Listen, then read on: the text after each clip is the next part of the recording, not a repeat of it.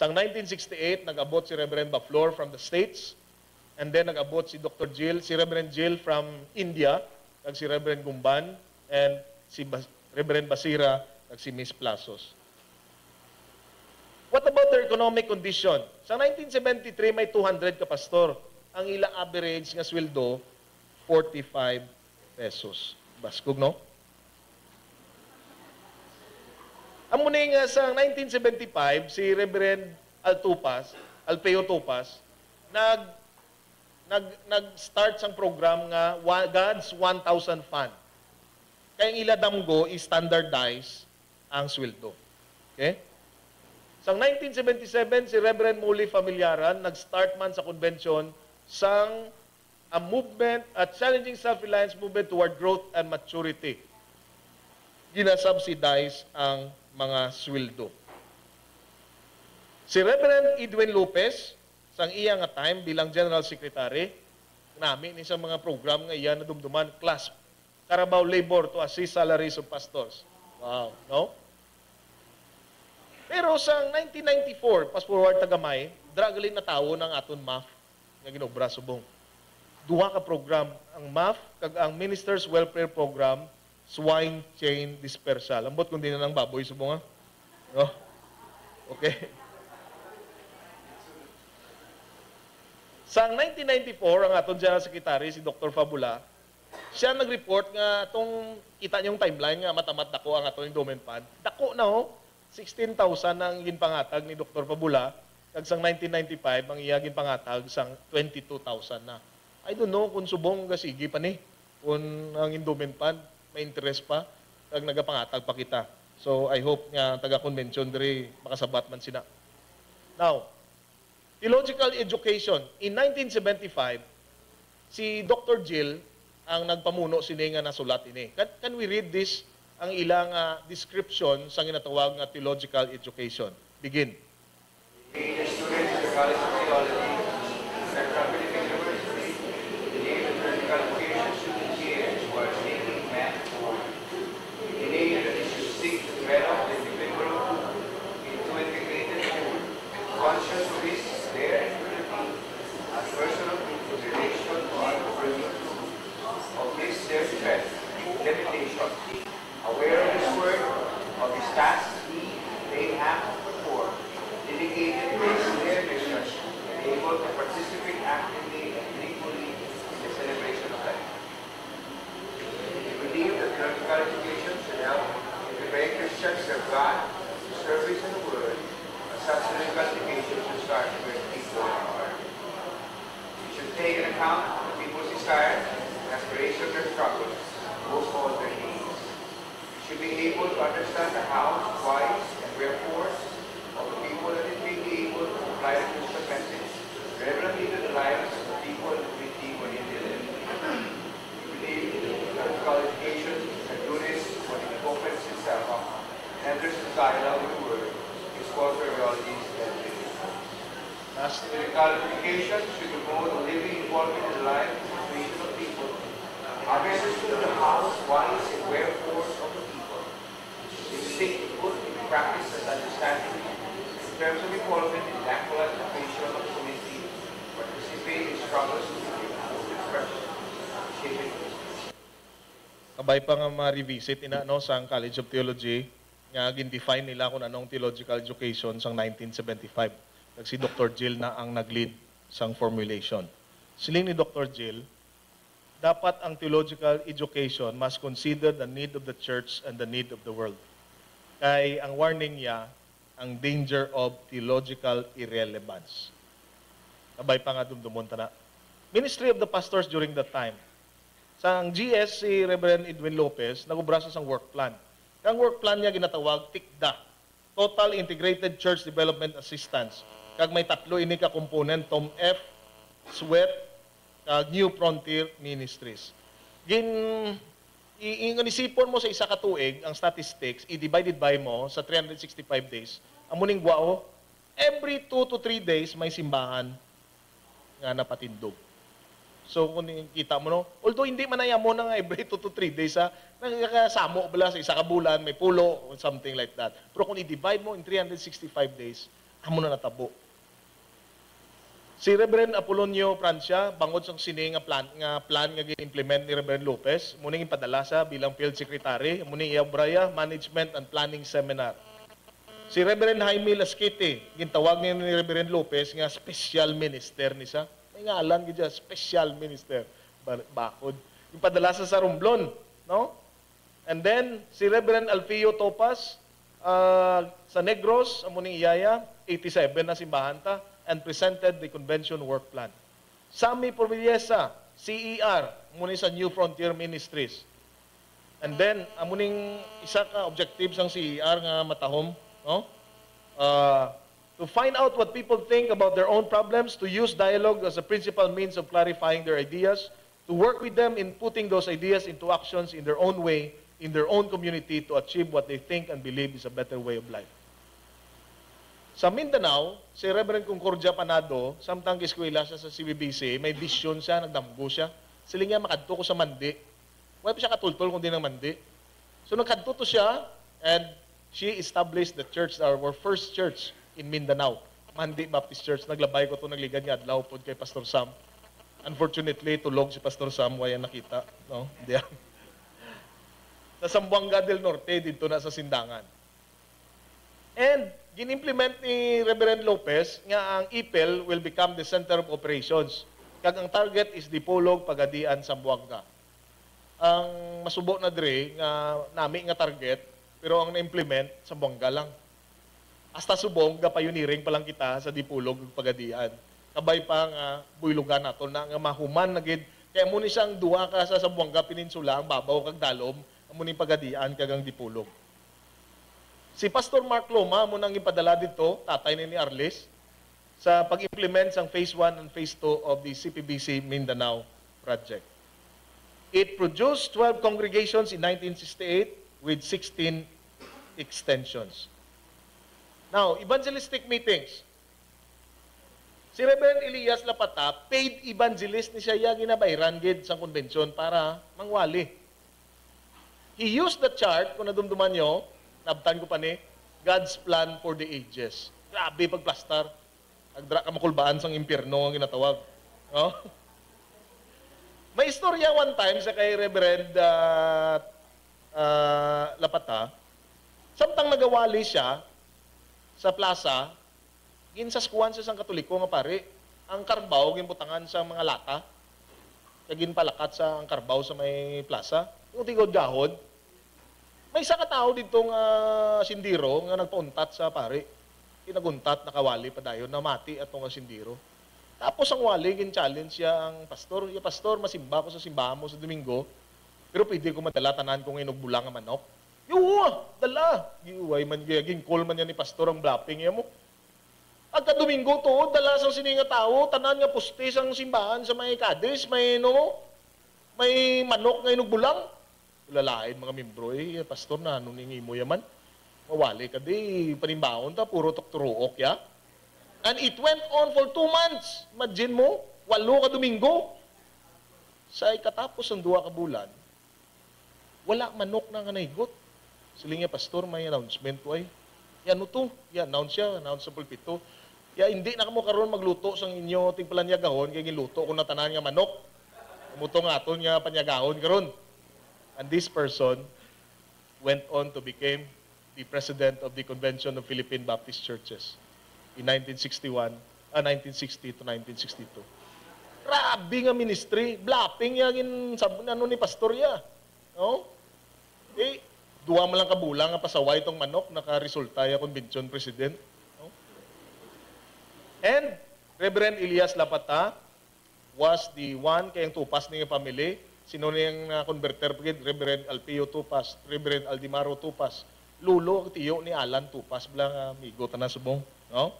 Amo ni sila, bangod sina nga ministry, Tupas Brothers.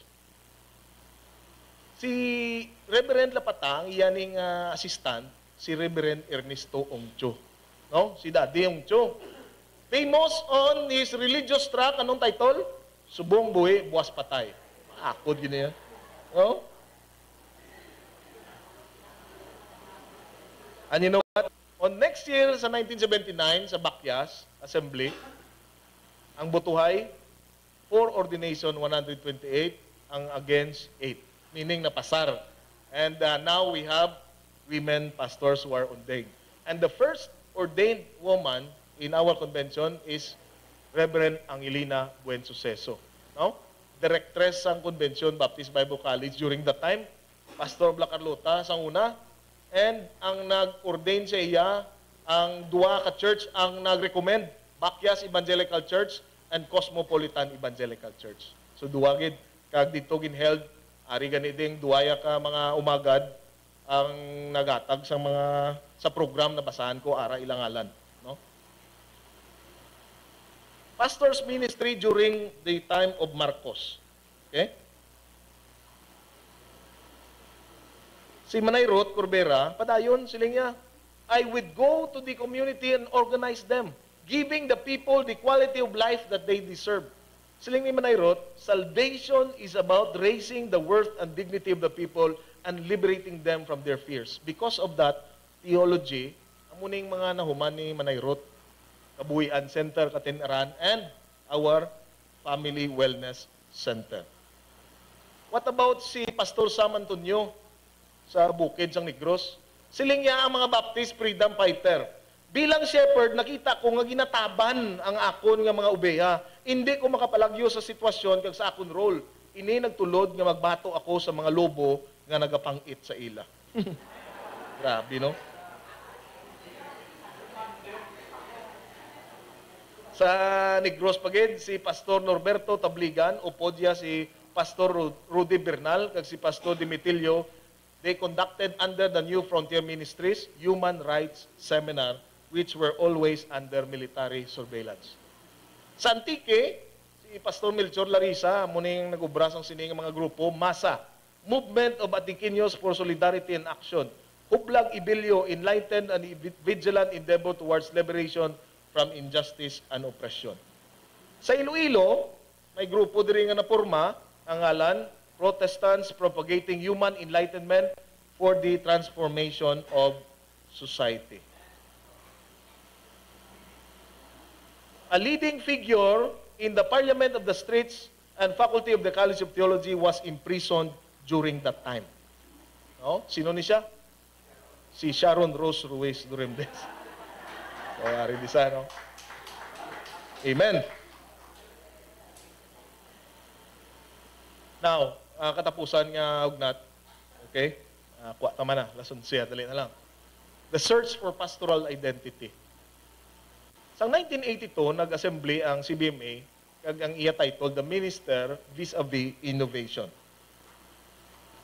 Diri nakita, tatlo ka bagay ang ilang tunan. Identity of the Philippine Baptist Pastor, socio-economic problems, and ila mission. Ang analysis nila mo ini, number one, there was no coordination among the circuit, provincial, and national ministerial association. Itong ila problema, sa una, itong problema, taman Japo now. Number two, there was no common understanding of program structures and orientations and trust. And number three, corporate life was not strong. So bangod sini, nag-propose sila, amo na ilang propose, Minister's Growth and Development Plan. The challenges of the different and varied ministries where the Church of Jesus Christ is called upon to participate is vast and growing and getting complicated. So siling nila maubra kita Minister's Growth and Development Plan. So siling niya, ang atong kuno theology, wala kita nakadevelop sa aton, so dapat makadevelop kita sa aton. Kag ang reactionary theology, kinahanglan chikon tani sa aton man niya nga kultura. So muni ang programa, 5. Number 1, structural changes and improvements. Number 2, reorganization program. Reorientation. Number 3, reorganization. Number 4, continuing reorientation. And number 5, theological education. So, kinahanglan kuno dapat nga may Committee of Ministers for Development. Amo niya, aton man kinahanglan tun-an tani ilang inubra. Siling nila, alin sa una, tubtub subong ni nga ginasduso, wala representation ang CBMA sa convention. Correct, hindi? Correct. No? Number 2, reorientation program, dapat may theology kita. No? development of people's theology and Filipino theology. Amuning curriculum nga nakita sa CBMA during that time. 5 ni kabilog, 11. No? And then,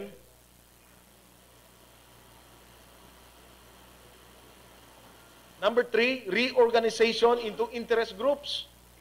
Every year. Number 4, continuing education. And number 5, identify young pastors and give them scholarships for training. Nakita na nila. Ang masubuan mo niyo, sa ginpasa, sa January 1983, nga programa, siling sa kadamaan, hindi na pag-aprubahan na. Wala ni maprubahan. Ang munang hasta subong, mo manigyapon na itong problema. Ang analysis, ta mo mangyapon. Identity and mission. Siling ni Pastor Acosta, in Africa, there is black theology. Sa aton niya kalabanan, wala kalambot sina. May crisis of identity kita. We don't know what we are. We like hamburger. Jokes ang isa katawo. Chinese have chopsticks. What about Filipinos? Kinamot lang kita. Magpanginglamon, kinamot. Magkaon, kinamot. Amo niya ni Sir Acosta yung refleksyon. No? Wala kita nakadevelop tools na dala ini tubtob sa aton theological endeavors. Siling ni Dr. Gumban, nag-lecture ni siya sa 1984 on contextual Filipino theology and the emerging Filipino theology. Si Nestor Bonda, arigaling sulat ni Sir Gumban, theology in the Philippine context should include the affairs of the family, the church, the society, and God in history. A Filipino theology should be inclusive as the act of God in history is also inclusive. Siling ni Dr. Bunda, ang culture and Christian spirituality, hindi mo ni matunga. Ang spirituality nga detached sa culture, wala na meaning. Ang culture nga detached sa spirituality, wala man na firm foundation. It is now the foundational bed of contextual theology. Siling ni Dr. Jill, interrelated initanan. And all of this should be a matter of concern for all of us. If our Christian faith has nothing to say to such issues here and now, one questions whether it is all a Christian faith. Katahom sa kambal ni Dr. Jill.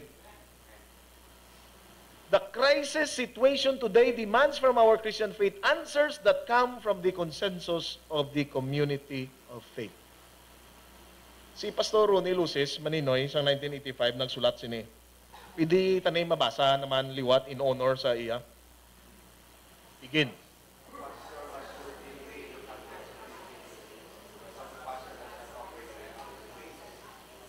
Yeah. Muna iyang insulat, no? He operates in the society that is historically situated and conditioned by the structure or system encompassing it. He has a community with population, lifestyle, and culture. Isiling niya, hindi mo gid niya ma-detach ang ini nga mga bagay.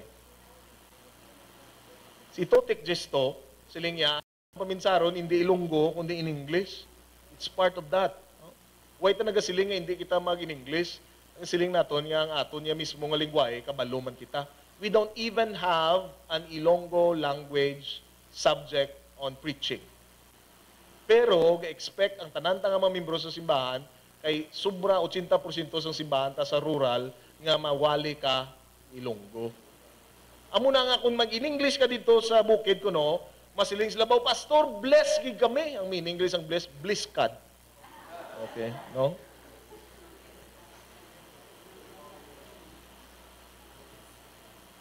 The CBMA of 2002, diri ko ma-end, kay day lang end ang ako niya study.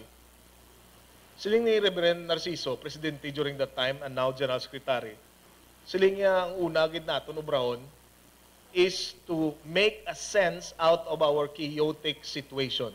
Ito pareho man sa ginambal sa 1983, no? 1982. Umuman Japon sa 2002. Ambot kong pamangkuton sa subong na umuman Japon sa Batya. Second, the present CBMA leadership is initiating important steps to improve self-reliance program addressing the financial needs of low-income pastors. The same problem that we have after 14 years. Number 3, there is a need to come up with a more systematic and efficient theological education program in order to upgrade and enhance pastors' theological and pastoral training. We have started this, kag nagapadayon ini. So anong refleksyon akon in ending, may pila lang ko kabagay nga dalon. Number 1, ang nagadagad di perme sa paminsaron sa pastor is this. Paano ko ma-update akon pastoral skills? Kaya naga-expand ang ministry. Akuya amulang yapon. Paano ko mabuligan sa akon denominasyon? Number 2, gusto ko man tani mayo akong mga buhi. Paano ko ma-increase akong income? Ano ang mga needs ko? And number 3, paano ko makonect ang akong ministry sa local church sa whole nation-wide nga ministries ang denomination ko kag sa regional kag sa provincial. Ining tatlo, amuning nagadlagan sa nga ugat nga nakita ko alin sa puno, tub-tub subong sa aton nga mga kapastoran. And I will end on this. So, thank you very much for the 1 hour and a half. Thank you. Thank you, Pastor Neil. The open forum will be moderated by Reverend Chris Amorsolo Vision. Good morning, everyone. Thank you for attending this post-SONA event. The Hinaro Totik Gesto Memorial Lecture entitled A Portrait of a Philippine Baptist Pastor. What does a Philippine Baptist pastor look like? We were given a lecture from a historical perspective. And I have grasped 5 major points. First, the reasons why they became pastors. Change for the better. And second, opportunity to read the Bible. Their theology and understanding of the ministry. Heavenly mission to lead people to salvation in Jesus Christ. And another perspective is Baptist Christianity is the true brand of Christianity.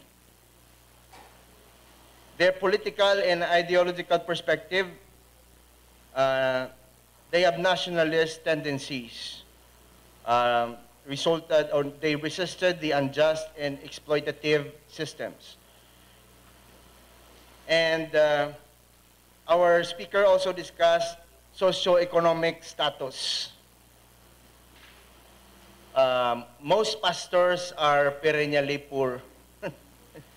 But in spite of the bleak economic situation, according to the lecture, the Baptist pastors continued with their ministry. Amen to that. And lastly, significant strengths and weaknesses leading to their present predicament. In the early years, their significant strength can be found in their commitment to the pastoral ministry. They believed that they were doing the will of God. So those are 5 major perspectives or 5 major aspects of a portrait of a Philippine Baptist pastor given to us by our lecturer, Reverend Francis Neil Iko Halanduon. So now I am ready to entertain questions. We have the extra microphone here sa mga maisog ang kalag, palihog kadto lang dire kag maghambal sang inyong mga panguna-una. So i-recognize ko una si Pastor Anay sa Baptist. Sa likod siya ang una bayaw, si Pastor of Baptist Center Church, Pastor Noe. Please say your question. Then si Pastor Mike, sinong Mike dayon? Okay. Mayong udto, mayong agas sa tanan. I really appreciate what Pastor Neil Halanduon had presented to us just this morning. Karami gid sang presentation kag sang iyang research. Ang akon hindi ni pamangkot kundi suggestion. Kung pwede, I don't know kung diin ko ni address sa College of Theology or sa CPBC. Kung pwede, kanami sining material sa kay Pastor Halanduon, kung mahimuan ta niya abis ang museum, ang ini nga kahimtangan, good to nga we can invite also our local churches to visit our museum, kag dira i-discuss, ipakita ini nga mga sitwasyon para nga nagapate ako nga this would encourage our members also to to be faithful in serving the Lord because of the history nga ilang makita. Kaya I know nga nasulat na ni Pastor Neil sa libro. So, pero mas lami gid akon may somebody nga abi kon museum may presenter dira nga amo ini ang kahimtangan mas maayo kay hindi tanan nga mga members naton o kon mga kasimbahanan mahilig magbasa. Pero kung ara sila dira mas maayo gid. So amo lang na pastor ako na suggestion kung mahimo ini abot maplanuhan Okay. mahimo sa aton convention. So, since it was a suggestion, no, I don't know kung may ihambal pa nga itong speaker. So, Salamat gid pastor, ang chairman sang Baptist Center Church amo na ihandoman si Dr. Acanto sang presidente di siya. Siling niya dapat may Museum of Baptist Faith. So wala pa to mahuman, pero kung damgo ara. So kabay pa nga mapadayon na. Gin-mention ni Reverend Dr. Halandoon, iti nagakuha naman doktoral mo, nga si Reverend Ingracio Alora, amo ang first graduate sa College of Theology.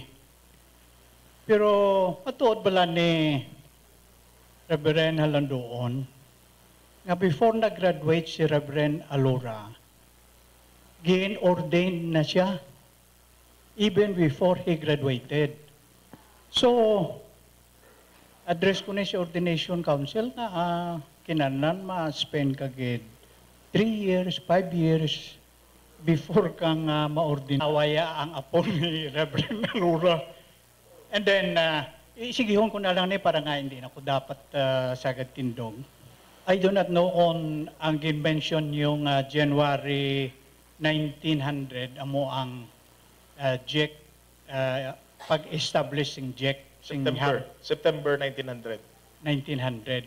Kay sa ako niya yung pagtuon man, I don't know kung hindi ang nagakaigo, it should be 1901. Kay ang first nga Filipino nga gin-baptized, diriya sa Pilipinas, dito sa Bacolod, si I think Velasco, isa ka Tagalog. Si Cornelio Samson. I'm sorry. Cornelio Samson was the first nga Pilipino na baptized diri iya, pero sa Bacolod. Talisay. And then sa Talisay. Talisay. And then a few weeks later, about 30 were baptized in Haro River, kagamo tungkor sang Haro Evangelical Church. So in other words, 1901 ato natabo si Cornelio Samson. Kung diin dira ang nagakaigo nga date no sang pag-establish sang First Baptist Church. And then finally, while matuod nga ang first sang mga ordained ministers amo si Donato, who was as described by Dr. Reverend Briggs as the most stupidest ordained pastor. By the way, a Donato also became the centennial president of the convention. Ano to ganing number 1 to nung Micah kay ginato? Ordination correct. Ara sa libro ko, if I remember it right, he was ordained December, he graduated March. So sakto na nga wala pa sa ka-graduate na ordinahan siya sa Baptist Center Church. Huwag ko na yung kabalo ko na no yung Palisades Church. But I stand with the research that the Lond and Manikan called it the chapel in Haro in September of 1900. And number 3, congratulations no nga may centennial president nga ngalan Donato. Manong Mike, ginpangita, ginanamon ang kay nang pinamangkutanay kami sang gin-publish mo ang hymnals nga 1901. Pero nakita dira may libro kami nga ginbasyan, hindi ko kabalo kung anong sinulong author nga ang aton nga ang Haro Evangelical Church before pa yan nag-abot diri ang mga missionaries, ang missing link nga sang pagsugod sang September nga ina, may ara nga 300 ka mga halin sa bukid amo na sa Haniway, amo na ang iban mga pulahan dira kag tapos ang ang may nagakatabo nga house church nga didto ginabalhag ang Biblia. Ti paano siya nga kung sang September lang siya gin-recognize, diin mo ni ginkuha ang mga 300 kabilog. Kagin-recognize ini siya sang American nga history sa libro dito sa Jack. Galing kay na wala ko ka-preparar, gali nga pastors, dundo pati ang church, pero may ara ang document ang Jack nga nagapamatuod nga gin-accept ina. Kag may nagakalatabo nga mga Sunday school community nga nagakalatabo nga halin diri sa ginapamatian nila kay dira sila kapanyaga mo wigbis na sila dagahalalin Martes sila mapuli pumakadto naman na sila Miyerkules may mga Sunday school kag gina-transfer na to nila ang mga Sunday school classes nila so gina-recognize ang Jack nga ang church is not to start nga nang organize siya kag nang napatugmawan para sa amon ang legworking before magbusong ang isa ka babae may sexual intercourse ani nga matabo. So para pamatyak namon nga nabunag, oo nabunag kado ka budlay i-ilustrar kung ano pang iban. Pero nabunag ina siya manoy, ina nga pagbusong nabunag sang 1900 pero ginbutang gid namon nga February kay God is love siya. No, found kami sa love kag ginabaisan pa na ako nga basta nag-stand kami nga whether it is April or February basta 1900 kag may mga 1901 oo kung diin man nadadayon pero naggapati kami nga nagsugod ina siya sa 1900 because sang mga nagakalatabo nga wala pa ang established na church kag nabaptize may nagakalatabo nga mga small group Sunday school classes dira sa may Dos Amparados mo na ang yasang Kung early pa sang Mayo, wala pa nakaabot Amo gani ako niya. Oh. So ang inyo nang record yung nabasa ko da February of 1901 ang inyo gina-celebrate. Oh. Eh kung February 1900 Ayan, 1900, why pa kaabot? Why pa di silon Why pa si Lund kag Oh. si Manikan? May Because sila they nagato. arrived 1900s in May. So, kag isa pa ginabasihan naton nga ang Baptist kinakilala kung natugmawan siya. So, ang unang gintugmawan si Cornelio Samson dito sa Bacolod sa Talisay in 1901. Kag later on, about 30, kag by the way, the first woman nga gintugmawan, dira sa Haro, si Jaime. Gregoria Jaime was the first woman nga baptized sa Baptist faith. Pero why kuya kabalo kung for May, basi gintugnawan guro to sila. Sige, salamat sa mga pagpathag sang maragtas ang istorya. Iatag ta subong ang microphone sa leader sang pulahan sa Aniway, Pastor Inoy. Sige. Sa katapusan nga simana sang Nobyembre mga patigayon ang Calvario Evangelical Church ang iya ika-114 nga anibersaryo kag bagatawgon namon ini nga the first Pulahan Festival. Isa ka simana nga selebrasyon kag gina-imbitar kamo. Gina-inform na kamo gali way pala anay gina-imbitar. Ang pag-abot ko sa Calvario, Pastor Neil, ika-114 na nga tuig, isang simbahan, kag natingala gid ko, namangkot-mangkot ko kung may naprodusar na sila nga pastor, wala gid. After 114 years, wala gid sang bisan isang nga mga linamat, nga mga himata ang mga pulahan nga nangin pastor, kag nasubuan ako sa sina nga informasyon. I ask around, why kag ginatanaw-tanaw ko sa iban nga mga kabanwahanan man Pastor Neil, laban-laban ta nga mga estudyante nga nagasulod sa college, ako halimbawa, by the way, apo ako sa dapadapa na guro ni Vitorino Equipado, ang first pastor man sa amon gamay nga simbahan sa Capiz. Ang namangkot-mangkot ako sa mga kamalaman da nga ang kabudlayan gid sa pagkuha sang pastor, ekonomiya, Pastor Neil. Ikan pakwao nila ilabata iya sang doktor, engineer, seaman ng kada ko iya sang ilaga na ron samtang pastor ambot. So nang ano panawag sini nang dako gid bala nga isyu sa gihapon. And yet in my journey, in my own study, Pastor Neil, natukiban ko niya nga sa mga lapit-lapit na 17 anyos ko nga pastor, kag mga 8 ka kasimbahanan nga ako naagyan, kag sa mga controversies nga nalabayan ko, nakitaan ko ni ang mga tinaga sa aton liturgy bra, nga may mga common terms ini bilang tithes, pledges, offerings, and gifts. Sa iban nga mga simbahan, tithes, pledges, offering lang, I look into this and I realize, natukiban ko Pastor Neil, that these are boxes nga may corresponding use gali ang kada box. Apparently, gina-practice ini sa kada simbahan ta nga mode of collection sa aton nga financial resource, pero why ginagamit suno sa iya biblical nga tinutuyo. Halimbawa, ang tithes and pledge, may mga corresponding use na. Nga kon tanawon tagali, tama iya ka-established ang kuluwaan sang pastor sang iya economic resource, except that it is not properly given and properly utilized for the pastors.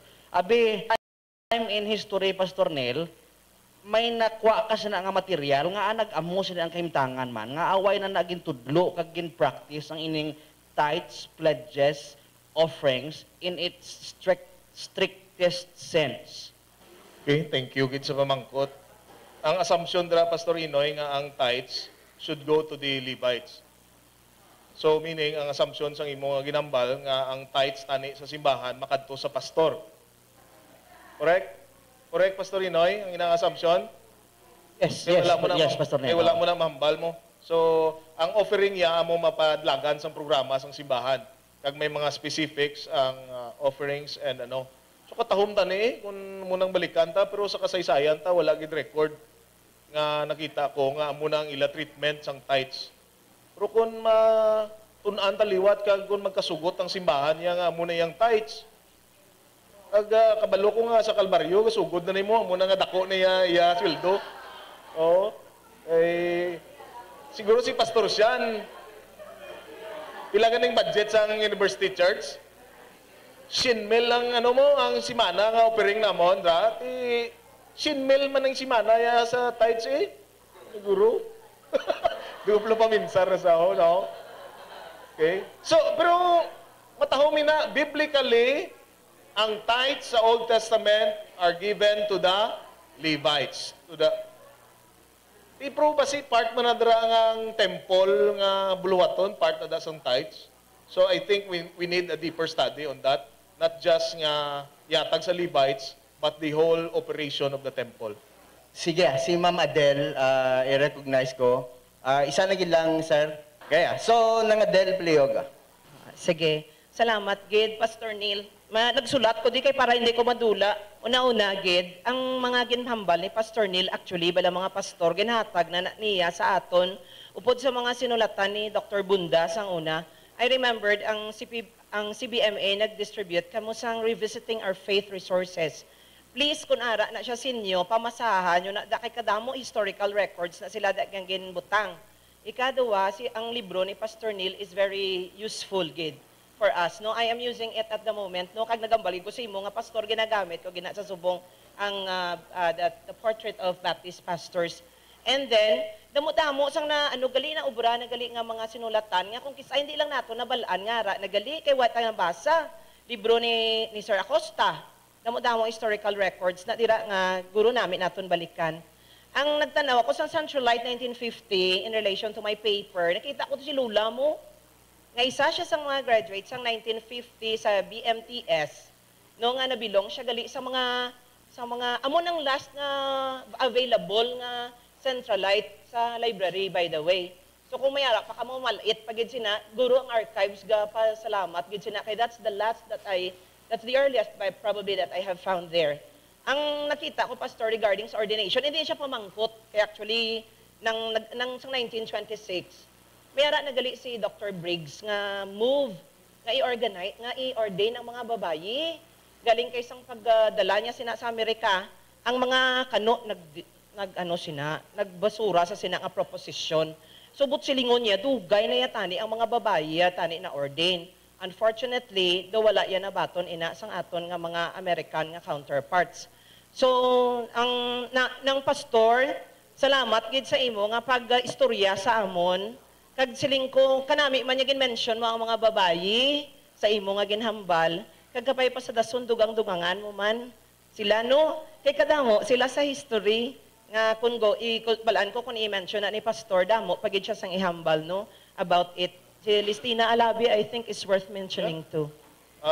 Salamat gid na kag amo ni gani nga do nabudlayan ko sa pag-ubra ko sang slides. Kaya ba ko malapaw gid ko ni Damo mensionar ko. No? So pasensya lang sa mga lolo nyo kag lula nyo, mga tatay nyo kag nanay, kabalo ko mga pastora man. Kaya wala ma-mensionar nila nga alam, pero ara na sa libro ko. Pero wala pa gid dira meaning amo ning oral history bala. Kinahanglan buhion tani kag ang oral ng history nyo isulat nyo palihog. Kag kung hindi ka mo yung makaobra libro, ipasa nyo diri sa nagatingwa nga makaobra sang libro. Kay padayunon ta, sumpunan ta, kag padamuon ta. And along the way, pareho sa gin-share ko sa imo no, sa Antique, sa pag-speaker ko sa Kasapulanan, ang tigulang tong nga tao nga bulag, gulpiada lang nag-share siya. Siling niya, gin palayas ko sang pare, gin buno ko, gadugo-dugo ko.